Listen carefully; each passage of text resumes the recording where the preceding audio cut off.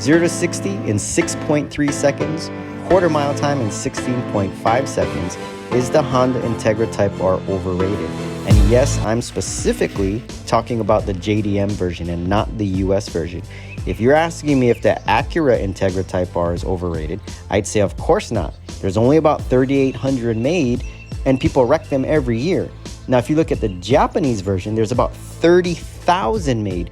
And yes, even though those get wrecked or riced out as well, I still don't think it's as rare as the US version. So is the Honda Integra Type R overrated? Well, let's continue to look at the facts.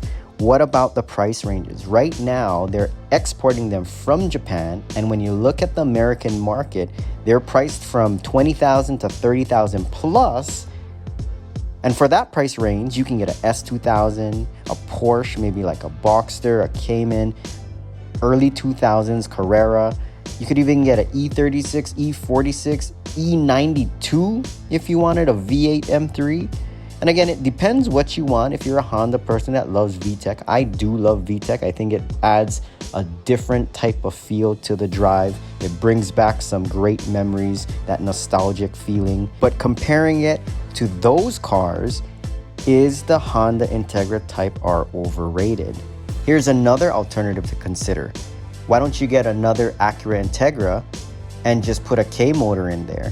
If you did a K swap on there, when you look at the research, it costs anywhere from $5,000 on the low end to as high as $9,000 plus. Throw in some suspension in there, maybe $2,000 or so, miscellaneous type of things. Throw in another $1,000 there, maybe cosmetic issues, so throw in maybe another $2,000 in there. I'm just throwing numbers out there, but let's just say you get a LS or something of that sort for $5,000, which you can definitely find a cheaper version, but that'll probably be wrecked out. So say $5,000 when you add in the K-swap, suspension, some miscellaneous items with the cost of the Integra, that's anywhere from $15,000 to $19,000. Now for $15,000 to $19,000, you actually get a better performance build that you built yourself. Now, of course, time is money, and it does cost time to build one of these. So that is also a factor. Now, when you consider the cars that are available or the motor swaps that are available, the big question still remains, is the Honda JDM version Integra Type R overrated?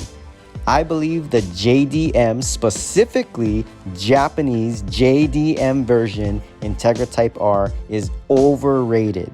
And as unpopular as this opinion will be, and I'm going to hear it from you guys in the comments, I totally see it already happening, I'm going to stick to my guns. Because when you look at the price range for these cars right now and what they give you, there's better alternatives. And if you absolutely just love the Integra, like I do love the Integra, personally, I would rather spend money and build a better version versus paying $30,000 for the original JDM version. Let me know your thoughts below. I'd love to see you folks in the comments. Please like and subscribe. Until next time, this is The Rated.